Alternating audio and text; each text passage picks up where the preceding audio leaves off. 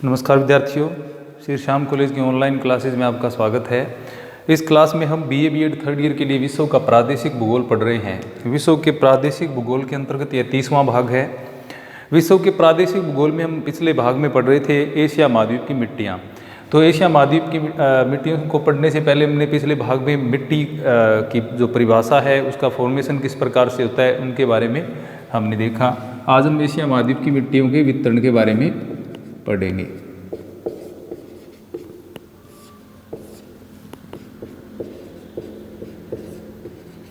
Asia महाद्वीप की मिट्टियाँ। अब जैसे हमने पढ़ा कि जो मिट्टियों के विकास का दूसरा स्तर होता है, उसमें पेड़ पौधे वगैरह हैं, वो जो मौलिक चट्टानें होती हैं, उनसे विभिन्न प्रकार के खनिज ग्रहण करते हैं, जैसे कैल्शियम है, फास्फोरस है आदि जो आवश्यक खनिज है, उनको ग्रहण करते हैं और वृद्धि करते हैं। और उन पेड़ पौधों को जो शाकाहारी पशुओं के द्वारा खाया जाता है, यानी वो खनिज पेड़ पौधों से होते हुए शाकाहारी पशुओं तक पहुंच जाते हैं और उनसे जब वो उनकी मृत्यु होती है तो उससे वापस मृदा में पहुंच जाते हैं। तो इस प्रकार जो मृदा के विकास का चक्र है वो चलता रहता है और मृदा की जो परिच्छेदिका है उसका विकास होता रहता है। अब एशिया महाद्वीप की मिट्टियों का अगर हम वितरण पढ़ें, यानी एशिया में मिट्टियों का वितरण,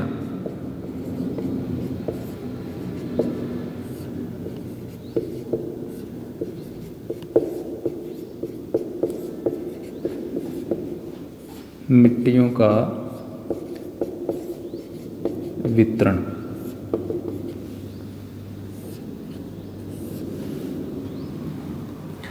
एशिया महाद्वीप में विभिन्न प्रकार की जो जलवायु है वो पाई जाती है। जैसे हमने देखा कि मिट्टी के विकास में जलवायु का, प्राकृतिक वनस्पति का, समय अवधि का, मौलिक चट्टानों का, सभी चीज़ों का अपना अपना विशेष स्थान होता है मिट्टियों के निर्माण में। तो एशिया महाद्वीप में जलवायु की भिन्नता, धरातलीय स्वरूप, शैल की जो संरचना है उसकी विभिन्नता और प्राकृतिक वनस्पतियों की जो भिन्नता है, उसके आधार पर विभिन्न प्रकार की मिट्टियों का इसमें विकास हुआ है। तो एशिया महाद्वीप की जो मिट्टियां हैं उनको जो मुख्यतः हम अलग अलग भागों में विभाजित करें तो इनको दो भागों में बांटा जा सकता है। एक तो इसमें हो सकती हैं कटिबंधीय या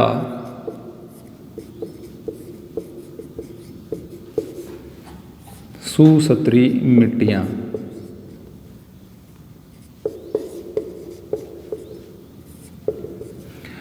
कटिबंधीय या सुसतरी मिट्टियाँ, यानी कटिबंध के अनुसार इस प्रकार की जो मृदाएं हैं उनका विकास पाया जाता है। यानी इनको हम क्या कह सकते हैं, इनको हम जोनल सोइल्स कह सकते हैं। कटिबंध के आधार पर ये पाई जाती हैं जोनल सोइल्स, यानी कटिबंधीय मिट्टियाँ। इसके अलावा दूसरी जो मिट्टियाँ हैं वो होती हैं अंतःकटिबंधीय या अपार्श्विक मिट्टियां, जिनको कहा जा सकता है अंतःकटिबंधीय मिट्टियां। अंतः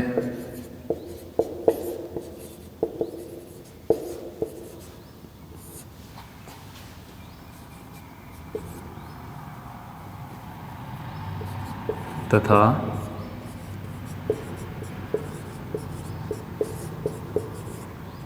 अपार्श्विक मिट्टियाँ, यानी इनको हम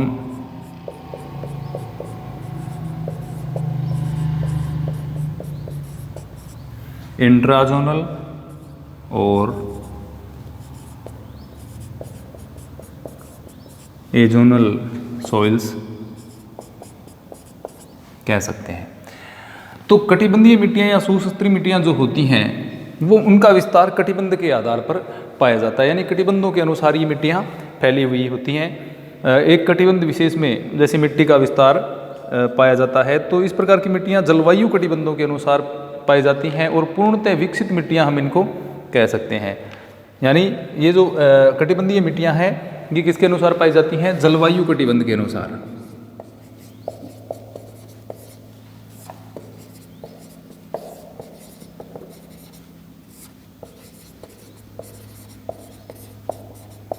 अनुसार। और ये कैसी हैं, पूर्ण विकसित मिट्टियाँ ये होती हैं। ये जलवायु कटिबंध के अनुसार पाई जाती हैं।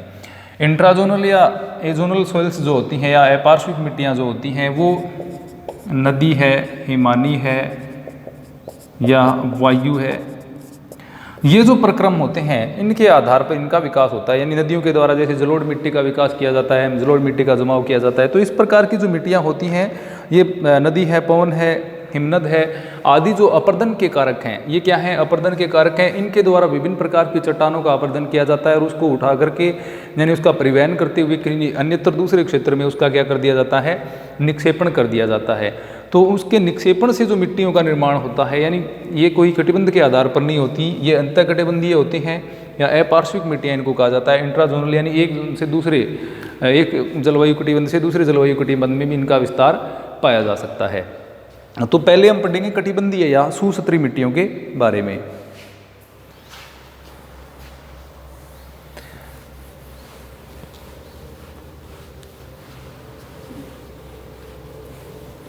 तो कटिबंधीय मिट्टियाँ जैसे कि मैंने आपको बताया, इस प्रकार की जो मिट्टियाँ जलवायु कटिबंध के अनुसार होती हैं, पूर्णतः विकसित होती हैं। खनिज एवं जैव पदार्थों की उपस्थिति के आधार पर इनको हम अलग अलग भागों में बांट सकते हैं। यानी मिट्टियों में जो मौलिक चट्टान है उसके आधार पर खनिज कौन से पाए जाते हैं और जो वनस्पति के आधार पर उसमें जैव पदार्थों की मात्रा कितनी है, कम है, ज़्यादा है, कौन से खनिज तत्व पाए जाते हैं, लोहा, एल्यूमिनियम या इसके अलावा अन्य जो खनिज पदार्थ हैं, कैल्शियम, फास्फोरस, किसकी अधिकता पाई जाती है, उसके आधार पर हम इनको अलग अलग भागों में बांट लेते हैं। तो कटिबंधीय या सुसतरी मिट्टियाँ हैं उनको दो भागों में बांटा गया है। इसमें एक तो होती हैं पेडाल्फर मिट्टियाँ और दूसरी होती हैं पेडोकाल मिट्टियाँ। नंबर एक इसमें पेडाल्फर मिट्टियाँ।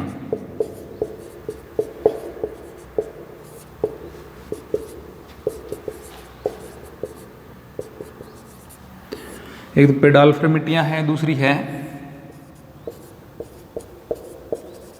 पेडोकाल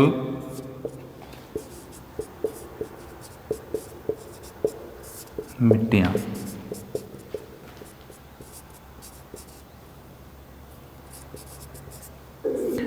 तो पेडोकाल और पेडाल्फर दो प्रकार की ये मिट्टियाँ इसमें यानी सुसतरी मिट्टियों में दो प्रकार की मिट्टियाँ पाई जाती हैं, पेडाल्फर और पेडोकोल। अब जो पेडाल्फर मिट्टियाँ हैं उनको भी हम अलग अलग भागों में बांटते हैं। यानी पेडाल्फर मिट्टियाँ एक प्रकार की नहीं होती, इसमें भी अलग अलग भाग बांटे गए हैं। अब पेडाल्फर मिट्टियों की अगर हम बात करें तो ये क्या, एल्युमिनियम और लोहा की मात्रा इसमें ज़्यादा पाई जाती है। इसमें एल्युमिनियम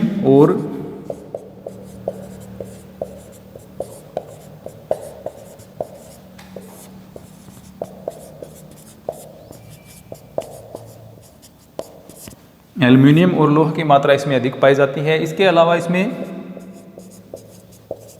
जीवाश्म कम पाए जाते हैं, यानी जीवाश्म की मात्रा है वो इसमें कम पाई जाती है। एल्युमिनियम और लोहा जो तत्व हैं या खनिज हैं उनकी मात्रा इसमें अधिक पाई जाती हैं। अब इसमें वन प्रदेश देखें, लंबी घास वाले प्रदेश देखें तो उसके आधार पर इसको अलग अलग भागों में बांटा गया। यानी वन प्रदेश में पाई जाती हैं जो पेडाल्फर मिट्टियाँ होती हैं वो अलग प्रकार की होती हैं और घास प्रदेश में अलग प्रकार की होती हैं। तो वन प्रदेश, घास प्रदेश के आधार पर इन पेडाल्फर मिट्टियों को अलग अलग भागों में बांटा गया है। तो हम पहले पेडाल्फर मिट्टियों के प्रकार पढ़ते हैं कौन कौन से हैं, उसके बाद हम पेडोकोल मिट्टियों के प्रकार पढ़ेंगे। तो सबसे पहले देखते हैं पेडाल्फर मिट्टियों के प्रकार कौन कौन से हैं। तो सुसतरी या कटिबंधीय मिट्टियों में पहला प्रकार है पेडाल्फर मिट्टियाँ।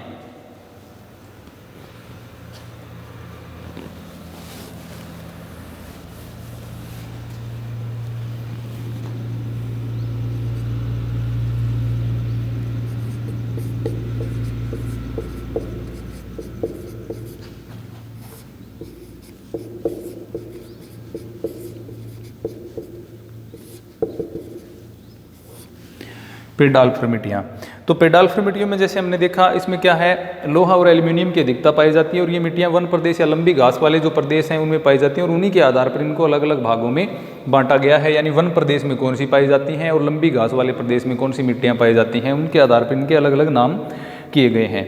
तो इसमें पहली जो मिट्टी है वो है पेडोजोल या पोडजोल भी हम इसको कह सकते हैं। पहला प्रकार इसमें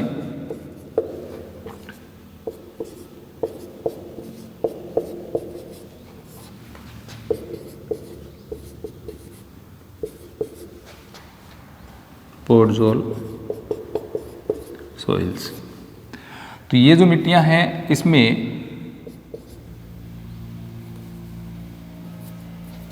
हाँ, पहली जो मिट्टी होगी वो पोडजोल मृदा होगी। इस प्रकार की मृदा में एल्युमिनियम और जो लोहांश है उसकी अधिकता पाई जाती है, यानी उच्च अनुपात में ये पाए जाते हैं। इसमें पोडजलीकरण की या पोडजोलाइजेशन की क्रिया है वो ज़्यादा होती है, यानी पोडजोल मृदा है उसमें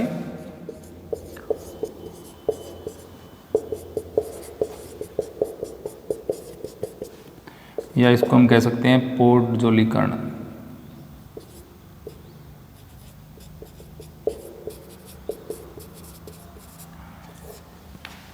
की क्रिया। तो पोडजोल जो सॉइल है उसमें पोडजोलाइजेशन या पोडजोलीकरण की क्रिया होती है। इसमें सिलिका से अलग हो जाते हैं लोहा और एल्यूमिनियम।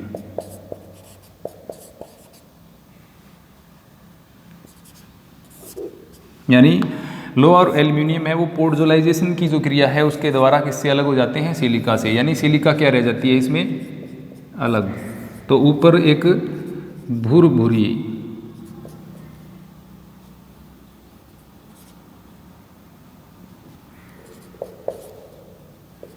भूरभूरी परत का निर्माण इसमें होता है। तो पोडलाइजेशन की जो क्रिया है उसके द्वारा सिलिका है वो अलग हो जाती है, यानी सिलिका से लोहा और एल्यूमिनियम अलग हो जाते हैं, जिससे क्या हो जाता है, सिलिका अलग रह जाती है और भूरभूरी परत का निर्माण इस मृदा में ऊपर की ओर होता है। और इस प्रकार की जो मृदा है वो एशिया महाद्वीप के जो टैगा प्रदेश है, यानी साइबेरिया का जो टैगा प्रदेश है उसमें ज़्यादा देखने को मिलती है। यानी दीर्घ शीत ऋतु और लघु ग्रीष्म ऋतु वाला जो क्षेत्र है उसमें देखने को ये मिलती है।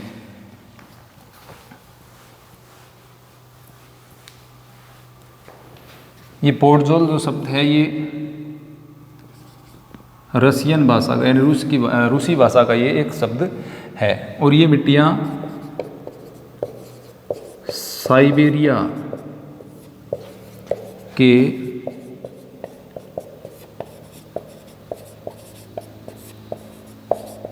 टैगा प्रदेश में, तो ये मिट्टियाँ साइबेरिया के टैगा प्रदेश में पाई जाती हैं और इनमें लौह तथा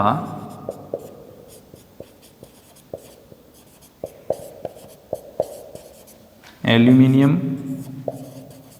उच्च अंश पाया जाता है, लोहा तथा एल्यूमिनियम का। क्योंकि पेडाल्फर मिट्टियां हैं उसमें लोहा और एल्यूमिनियम ही ज़्यादा पाया जाता है। तो ये मिट्टियां हैं ये साइबेरिया प्रदेश में पाई जाती हैं, यानी लंबी शीत ऋतु, लंबी शीत ऋतु वाले प्रदेश में, या हम कह सकते हैं लघु ग्रीष्म ऋतु। तो साइबेरिया का टैगा प्रदेश है उसमें लंबी शीत ऋतु होती है और लघु ग्रीष्म ऋतु होती है और उसमें ये मिट्टियां हैं वो पाई जाती है, जिसमें पोडजोलाइजेशन की क्रिया है वो होती है, यानी पोडजोलीकरण की क्रिया इन मिट्टियों में होती है, जिसमें लोहा और एल्यूमिनियम है वो सिलिका से अलग हो जाते हैं और एक भूरभूरी परत का निर्माण इसके द्वारा होता है। तो इसमें जो अन्य खनिज हैं जैसे जैव तत्व और कैल्शियम आदि जो खनिज हैं उनकी इसमें कमी पाई जाती है। पोडजोल जो मृदा है उसमें जैव तत्व कम, इसके अलावा कैल्शियम कम, कैल्शियम की मात्रा भी इसमें क्या पाई जाती है, कम पाई जाती है और जैव तत्व भी इस मृदा में कम मात्रा में पाए जाते हैं। तो यह एक प्रकार से क्या है, यह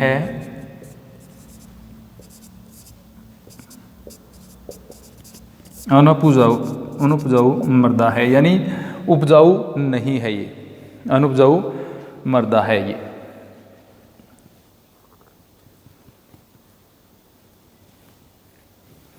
तो सामान्यतः अनुपजाऊ होती है। इसमें कुछ इसका जो असंस्तर है उसकी जो मोटाई है वो लगभग 30 सेंटीमीटर के आसपास होती है। असंस्तर की मोटाई लगभग 30 सेंटीमीटर। इसका जो ऊपर का 5 सेंटीमीटर पार्ट जो होता है उसमें कुछ मात्रा में जैव तत्व मिलते हैं, यानी ऊपर का जो थोड़ा सा पार्ट है उसमें कुछ जैव तत्व देखने को इसमें मिलते हैं, बाकी इसमें जैव तत्व तथा कैल्शियम की कमी पाई जाती है। ए संस्तर जो है उसकी जो ए संस्तर है या ए जिसको संस्तर हम कह सकते हैं, उसमें लगभग उसकी जो मोटाई है वो 30 सेंटीमीटर के आसपास होती है। तो ये होगी पोडजोल मिट्टियाँ जो कि साइबेरिया के टैगा वन प्रदेश में विकसित होती हैं, दीर्घ शीत ऋतु और लघु शीत जो ग्रीष्म ऋतु वाला जो मौसम है उसमें। और इस क्षेत्र में अब टैगा वन में हमने टैगा वन जो पढ़े थे उसमें क्या था, कोणधारी वन पाए जाते हैं। कोणधारी वन यानी टैगा प्रदेश की जो मिट्टियां हैं वो कौन सी मिट्टियां कहलाती हैं, पोडजोल मिट्टियां कहलाती हैं। पोडलाइजेशन की क्रिया होती है, लो एल्यूमिनियम है वो सिलिका से अलग हो जाते हैं, भुरभुरी परत का जिसमें निर्माण होता है। साइबेरिया के टैगा प्रदेश में पाई जाती है। जीवाश्म की मात्रा कम होती है, कैल्शियम की मात्रा कम होती है, लेकिन एल्यूमिनियम और लोहांश है वो उच्च मात्रा में इसमें देखने को मिलते हैं। ये संस्तर की मोटाई है वो लगभग कितनी होती है, 30 सेंटीमीटर के आसपास इसमें होती है। तो ये पहली मिट्टी हो गई इसमें पोडजोल, पेडाल्फर मिट्टियों का पहला प्रकार पोडजोल। अब दूसरा प्रकार हम देखते हैं जिसका नाम है पोडजोलिक मिट्टी।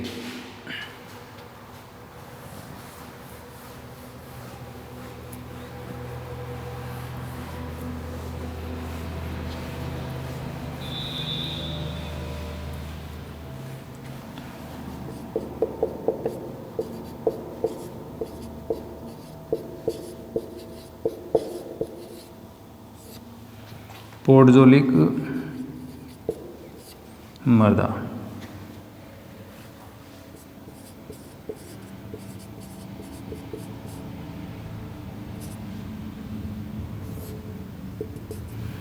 पोडजोलिक मृदा कहाँ पर पाई जाती है, टैगा प्रदेश के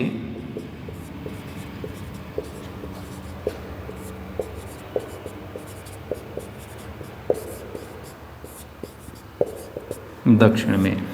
तो टैगा प्रदेश के दक्षिण में जो मिट्टियां विस्तृत पट्टी के रूप में पाई जाती हैं, श्रृंखला के रूप में पाई जाती हैं, वो पोडजोलिक मृदा कहलाती हैं। अब ये दक्षिणी भाग में जो पोडजोल मृदा का प्रदेश है उसके दक्षिणी भाग में विकसित है। और इसमें भी क्या है, जो पोडजलीकरण की प्रक्रिया जो होती है वो जो टैगा प्रदेश वाली मिट्टी यानी पोडजोल मृदा का जो प्रदेश है यानी उत्तरी क्षेत्र जो है इसका, उसकी तुलना में थोड़ी सी इसमें कम होती है। तो यहाँ पर क्या है, जो ठंडक भी यहाँ पर थोड़ी सी अपेक्षाकृत कम होती है, इसलिए जीवाणु है वो टैगा प्रदेश की तुलना में यहाँ पर थोड़े से ज़्यादा सक्रिय देखने को मिलते हैं। तो यहाँ पर जो चौड़ी पत्ती के मिश्रित वन इस प्रदेश में पाए जाते हैं, चौड़ी पत्ती के वन। अब इनके पत्तियों के गलने सड़ने से इसमें कुछ मात्रा में जीवांश मिलता है। इसके अलावा इसमें क्या पाया जाता है, लौह एवं एल्यूमिनियम। लोह और एल्यूमिनियम के साथ साथ इसमें कुछ मात्रा में जीवाश्म भी देखने को मिलता है, यानी जीवों के अंश जो है वो भी इसमें देखने को मिलते हैं।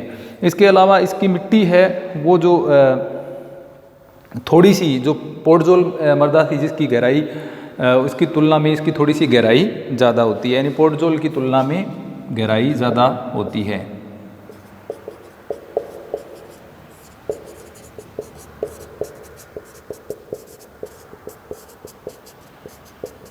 गहराई अधिक से मतलब इस मृदा का विकास थोड़ा ज़्यादा हुआ है। इसके जो संस्तर हैं वो थोड़े से मोटे पाए जाते हैं जो पोडजोल है उनकी तुलना में। अब जब ये जो मृदा है ये लगभग किससे मिलती जुलती है, पोडजोल से मिलती जुलती है, इसलिए इसका नाम क्या किया गया है, पोडजोलिक मृदा इसको कहा जाता है, क्योंकि ये पोडजोल जो मृदा है उससे मिलती जुलती है। तो टैगा प्रदेश का जो वन प्रदेश है उसके दक्षिणी भाग में इस प्रकार की जो मृदा है वो देखने को मिलती है। इसके अलावा नेक्स्ट जो मृदा है वह है लेटराइट मिट्टी। लेटराइट मिट्टी जो कि ईंट के तुल्य हम कह सकते हैं। लेटराइट भारत का जो दक्षिणी भाग वाला क्षेत्र है उसमें ये देखने को मिलती हैं।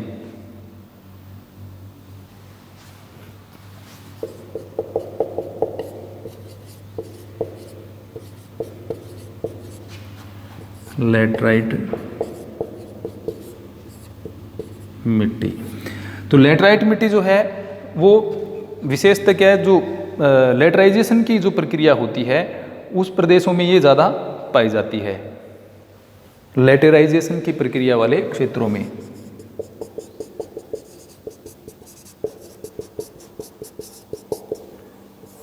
यानी ये हम कह सकते हैं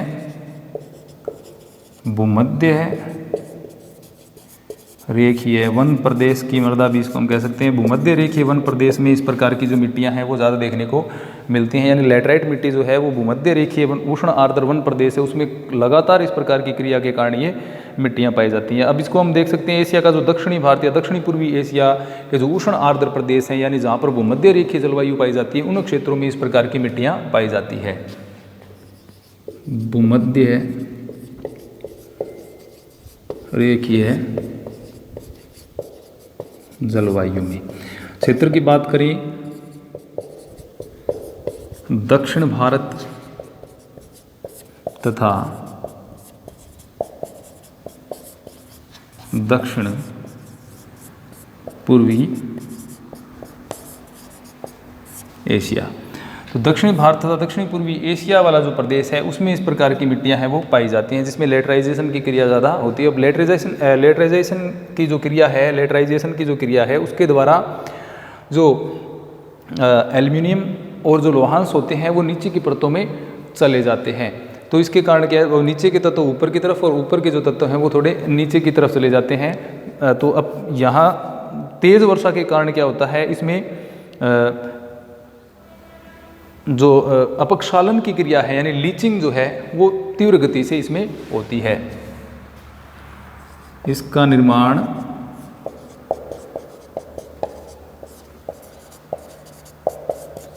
अधिक वर्षा के क्षेत्रों में किसके कारण होता है, अपक्षालन के कारण।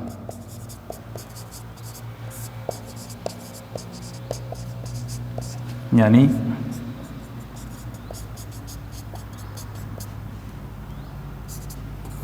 लीचिंग की जो प्रोसेस होती है, अपक्षालन की जो क्रिया होती है, उसके कारण इस प्रकार के जो मृदा है वो अधिक वर्षा वाले क्षेत्रों में इस प्रकार की मिट्टियों का निर्माण होता है। मध्य रेखीय जो उष्ण आर्द्र प्रदेश है उसमें वर्षा ज़्यादा होती है, जिसके कारण अपक्षालन की क्रिया ज़्यादा होती है, यानी लीचिंग प्रोसेस है वो ज़्यादा होती है, इसके कारण यहाँ पर इस प्रकार की मिट्टियों का निर्माण होता है। अब ये जो क्रिया अधिक होती है तो उसके कारण ऊपरी स्तर में जो घुलनशील खनिज या जैव पदार्थ होते हैं वो क्या है, नीचे की परतों में चले जाते हैं। अपक्षालन से क्या होता है,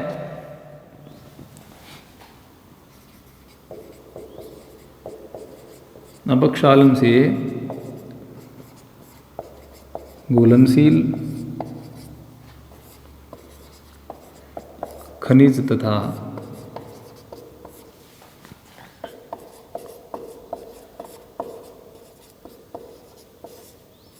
जैव पदार्थ नीचे की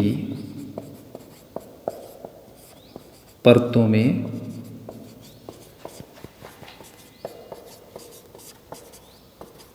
चले जाते हैं। यानी अपक्षालन की क्रिया से इस मृदा का निर्माण होगा और इसके अंदर जो खनिज पदार्थ हैं, विशेषतः खनिज पदार्थ हमने देखा पेडाल्फर मिट्टियों में कौन से होते हैं, लोहा और एल्युमिनियम। और लोहा और एल्युमिनियम है वो क्या होते हैं, नीचे की ओर इससे चले जाते हैं। अब नीचे से जाने के कारण जो नीचे जाने की प्रोसेस है उसको हम क्या कहेंगे, अपक्षालन। उसके कारण इस प्रकार की जो मिट्टियां हैं उसका निर्माण होता है। तो इस प्रकार की जो मिट्टी हैं उसमें विशेषतः अगर हम असंस्तर की बात करें तो असंस्तर में खनिज पदार्थों और जीवांश की इसमें कमी पाई जाती है। असंस्तर में जीवांश और खनिज की कमी। अब असंस्तर में जीवाश्म और खनिज की कमी होगी तो यह मिट्टी कैसी होगी, अनुपजाऊ। यानी इस मिट्टी में ज़्यादा उपजाऊपन नहीं होता, अनुपजाऊ मिट्टी होती है एक प्रकार से, क्योंकि ऊपरी परत में जो खनिज पदार्थ थे जैव तत्वों से वो जल के साथ कहाँ चले गए, नीचे चले गए। एल्युमिनियम तथा जो लोहा है वो इस मिट्टी में असंस्तर जो इस मिट्टी में मुख्यतः एल्युमिनियम और लोहा पाए जाते हैं। उनकी गहराई थोड़ी सी अधिक होती है, यानी ये क्या है 30 सेंटीमीटर से नीचे देखने को मिलते हैं, यानी 30 सेंटीमीटर का जो स्तर इसका है उससे नीचे इस प्रकार के जो पदार्थ हैं उनका केंद्रण पाया जाता है, यानी अपेक्षाकृत अधिक गहराई तक इसमें ये पदार्थ हैं वो चले जाते हैं, नीचे की तरफ चले जाते हैं। तो लैटराइट मिट्टी है उसका निर्माण भूमध्य रेखीय अधिक वर्षा वाले जो प्रदेश हैं उनमें होता है, और इसमें ऊपरी जो भाग है उसका उसमें जो विशेषतः जीवाश्म और खनिज पदार्थ हैं उनकी कमी पाई जाती है। तो पेडाल्फर मिट्टियों में हमने 3 प्रकार की मिट्टियाँ पढ़ी, पोडोजोल मिट्टी, उसके अलावा पोडोजोलिक, और इसके अलावा जो लैटराइट मिट्टी के बारे में हमने पढ़ा। एशिया महाद्वीप की अन्य मिट्टियों के बारे में हम अगले भाग में पढ़ेंगे। धन्यवाद।